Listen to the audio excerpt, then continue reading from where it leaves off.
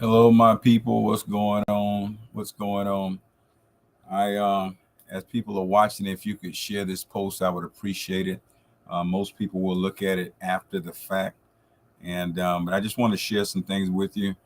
We have a very important election that's coming up. We just finished off a primary, and now we're going to have a very important general election that's coming up. I want to share with you some thoughts that I have and some things that might help you as you choose to participate or not participate in the general election that's coming up. I Let me go real quick again. I know most will watch this after the fact, and so if you watch this and it's beneficial to you, please just go ahead and share the post. Again, later on, if you watch this and it's beneficial to you, please go ahead and share the post because we want to make sure that we're able to get as much participation as we can. So I'm in Gainesville, uh, pastoring Greater Bethlehem Church, but there's some things that I just want to point out to you. So hopefully we can pay attention to and catch as we approach the general election this week. We had about close to 30% turnout for the primary election. It's a midterm election primary, and so that's about probably what we should expect for a midterm primary election. But now we're going to need a great turnout because I think we can get things headed in a more positive direction for us. And so I'm just going to share some things with us. And again, if you see benefit in what I share, please go ahead and share the post, and and um, and we can hopefully inform some more people. So we had a city of Gainesville, an election for the city of Gainesville, and so we have many people in the mayor's race. We have a lot of people in the mayor's race right here, and so now and all I did beforehand is just advise you of who not to vote for, and I appreciated you all for doing that. I ask you please don't vote for David Ariola. Stop him in the primary. and I appreciate you all doing that. Um, and the reason I did that is because he showed me, saying sometimes it's more dangerous when you have people that you have trusted that show you something else. I prefer to have somebody that showed me themselves, and I mean they did what they said they were going to do when they got in office. But when you show one thing, and then once you have access to the power, you reveal something totally different. That's a dangerous person to deal with, and so that's why I really didn't have a person that I preferred in the mayor's race for the primaries, but I knew who we needed to make sure didn't make it past the primaries, and and really appreciate you all for making sure that didn't happen. So now in the mayor's race, we have in the mayor for the city of Gainesville, we have a runoff between Ed Bilarski and Harvey Ward. I still don't have an opinion. I'm going to continue to listen to both of them, and hopefully we can have someone that understands our village, understands the things that we need done, and it has an ear to listen, not an ear just when it's time for election, but an ear. So you're gonna have Harvey Ward, who's been a commissioner. You're gonna have his track record to look at, and then Ed Bilarski. We're just gonna have to listen and see what's being said and use some discernment and have conversations with one another. So that's going to be the mayor piece, and for the mayor, for that piece, what you really need, you need we need to have four people that you don't worry about everybody, but you need to have four people that has an ear that's willing to listen to our village and give seriousness to the suggestions or that we have. So that's Ed Bilarski and Harvey Ward. But thank God that Lauren Poe is not there anymore. All right, and then we have Commissioner Desmond Duncan Walker. She wasn't running, but she understands our plight. And then we have for District 2 Commissioner. There's that Harvey Ward held that seat, but now he's running for mayor. And so you have a runoff between Ed Book and James Engel. I don't have a suggestion where that's concerned. There's going to be a lot of listening. Going to be a lot of listening over the next couple months. But you're going to have Ed Book and James Engel. And then for District 3, you're going to have Dejon Kane versus Casey Willis. I've heard Dejon Kane. He's saying some really good stuff. And Casey Willis, I don't really know anything about him. But thank God David Areola is not in that seat anymore. And because he did support us on some issues, but he just kind of really sold out. I guess it was a plan that he thought could get him to the mayor's seat, and so he kind of switched out. But so we have two new guys that we'll be listening to for the next couple months. Dejon Kane and Casey Willis in District 3. But if you're noticing, we got to have four, and so it's going to be really important that we pay attention to what's being said. And then in District 4, Brian Eastman has already been elected. I don't really know much about him, but he can't be worse than Adrian Hayes Santos, who held the seat. And I guess you could, but I'm hoping he's not. But I'm not sure what we're getting in that seat right there. But we'll be learning. And for Commissioner at Large, seat A, that's there's nothing we can do about that. Somebody sitting in the seat that's not going to speak or vote in the best interest of our people most of the time. And so right now, if you're looking at the count, we have Desmond Duncan, that's going to be a positive for us. We have Raina Sacco, that's not going to be a positive for us. And then we have Cynthia Moore Chestnut, that's in the Commissioner at Large seat B, and she's going to be a positive for us. And so when you think about it, there's 2-1, and so with these 1, 2, Brian Eastman has already been elected. Don't know how that's going to turn out. With Dejon Kane, versus Ed Willits, Ed Book versus James Ingle, and Ed Bilarski versus Harvey Ward. We got to pick up two good ones out of that, and so we're gonna have to pay really good attention, or we're gonna end up with mess. You all saw some of the things that have passed recently, and so we really got to pay really good attention, and then turn out, get a lot of people motivated and ready to turn out.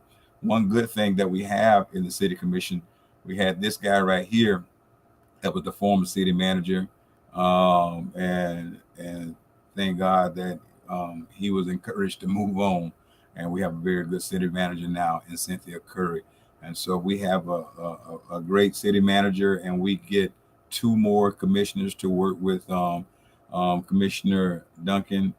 Um,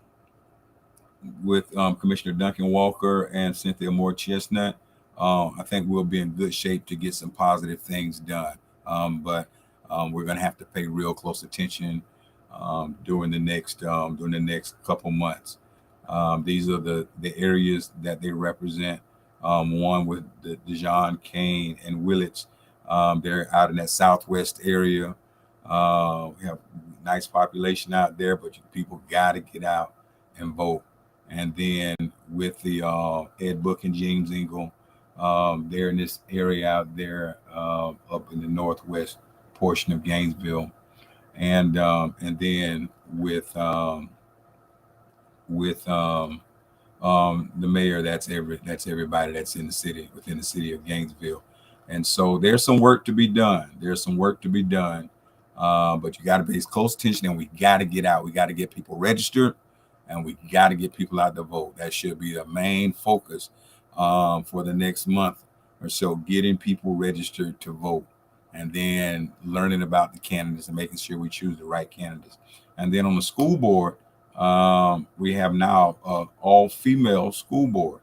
And you know that back when the governor played games, the governor placed Mildred Russell in District 2, and when Diane McGraw was removed, and but Diane McGraw handled her business in the primaries. Tina Certain handled her business in the primaries. Both were elected. There was hope back a couple years ago when Diane was elected.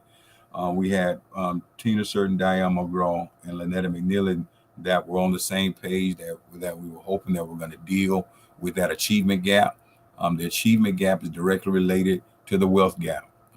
If they don't do well in school, the next they're going to be in the next generation, and that's going to have when it comes to wealth, that's going to be on the bottom end of the totem pole as it relates to wealth.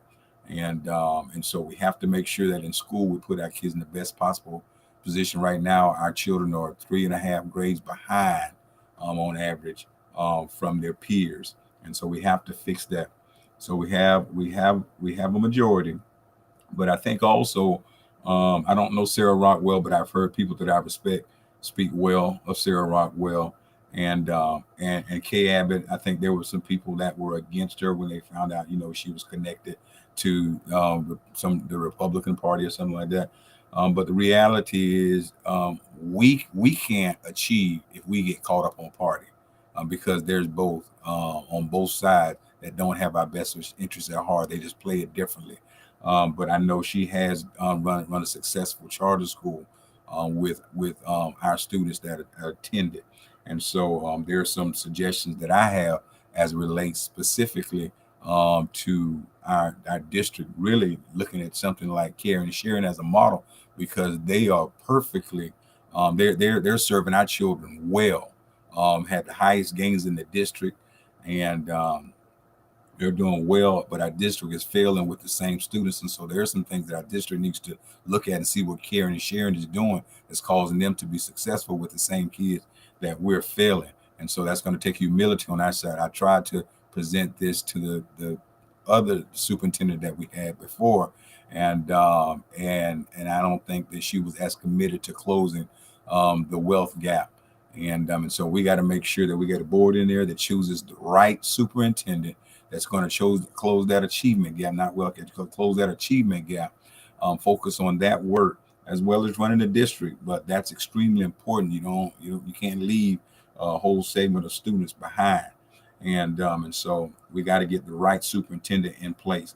But I think I'm believing that Tina Certain, Diane McGraw, from what I'm told, Sarah Rockwell, Lynetta McNeely, and Kate Abbott will take that serious. And so I think we're in good shape as it relates to being able, having people that's willing to be humble enough to admit that, you know what, there's somebody that might, where we have a deficiency, they might actually know how to do this a little bit better, and be humble enough to look at schools like Caring and Sharing to see the best way to serve our schools with a high Black population, so that we can begin to close that achievement gap. So in the next generation, we can also close the wealth gap.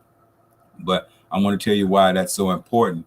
When you look at trends, in Alachua County, this goes from 2014 to last year, 2020, 2021.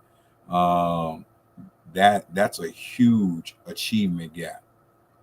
The yellow line is blacks, the blue line is whites, and this is language arts. Look at that huge achievement gap. But you see, it's gotten worse.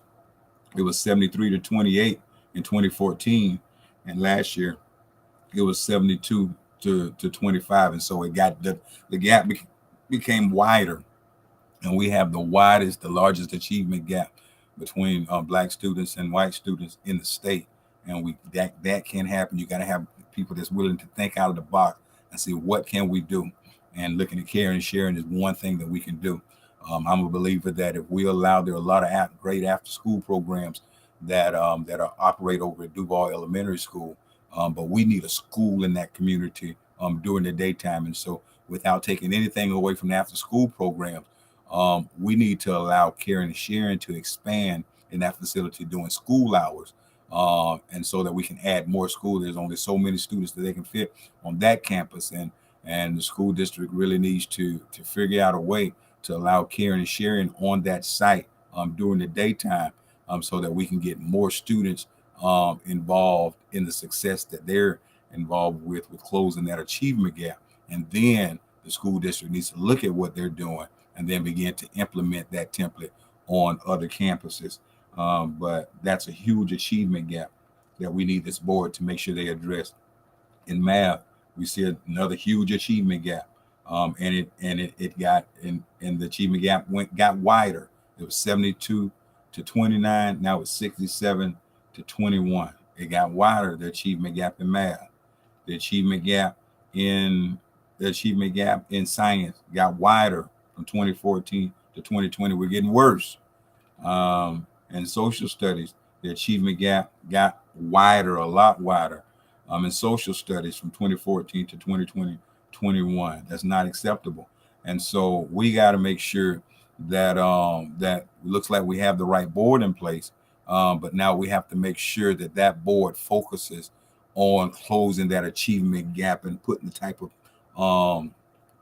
of processes in place and learning opportunities that can address that achievement gap, and not just accept 47% achievement gap right here. This is a 50% achievement gap in social studies between Black students and white students. That's not acceptable. And so we need a board that can understand the importance of that, and then put things in place to close that achievement gap while still serving every other student. All right. And so that's the importance of now the school board is completely elected. I think they'll take seat maybe in November or something like that.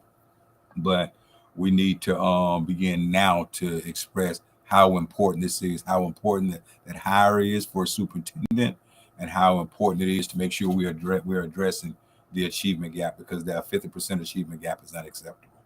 And then for the Board of County Commissioners, Governor DeSantis, he did his thing again, and he replaced he put this lady right here in place. And I mean, she just I'll just hold my tongue, but put it this way: on her Facebook page, she has the "Don't Tread on Me" thing with the serpents, that little white supremacist symbol on her Facebook page. So she's not hiding anything.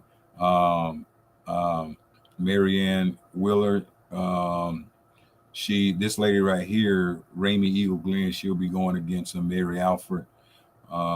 Marianne Wheeler will be going against Ed Brady, and Ken Cornell will actually. And I'm trying to figure out who Anthony Johnson is, but Ken Cornell will be going against Van Elmore and Anthony Johnson. That's not affiliated with any party. That's interesting right here. But we got it. They've done well. The county commission, they're heading in the right direction, but it could take a turn. So you got to make sure you pay attention and get the right person elected on the county commission to continue going well, and making sure they're making the choices that are best for our county, but more than that, for our village. After the county commission, you have some soil and water conservation. Don't really know any of these people, but I do know Jancy Vincent.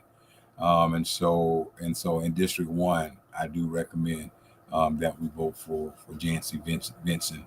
And then you all just do your homework with all these other seats. That's for soil and water. For circuit judge for 8th Judicial Circuit, we have Bronson Martin and Sean Brewer. It's going to be a tight race. I noticed in the primaries that Bronson Martin has to really strengthen the work in the rural areas, and then Alachua County has to give a bigger victory gap in that, in order to for Bronson to be successful over there. But it's going to take people out there working for him and doing the work. And so those are the things that we're looking at. I just want you to do your homework and make sure you put the work in, because we have the potential to do some wonderful things, and we have the potential to go into a better direction. But it's not just going to happen. We have to put the work in. We have to get people registered to vote, and then we have to get people excited. One thing that we should really be excited about, that should really stir up our excitement, is Val Demings. Val Demings running for Senate. I think if we can get people excited and they come out and support, we got to get rid of Marco Rubio. And so we can get people excited and ride that wave, because I think Val Demings can do it if we show up. We can't speak for anybody else, but we can speak for our county. We work hard. We get people registered to vote. We get people excited, and we get Val Demings a victory over Marco Rubio. I think that's going to cause a wave, but it's only going to cause a wave if you do your homework. We got to make sure that whatever happens in that wave, we bring the right people in on the city commission, on the county commission, and that we make sure that the school board knows our thoughts. So please share this post.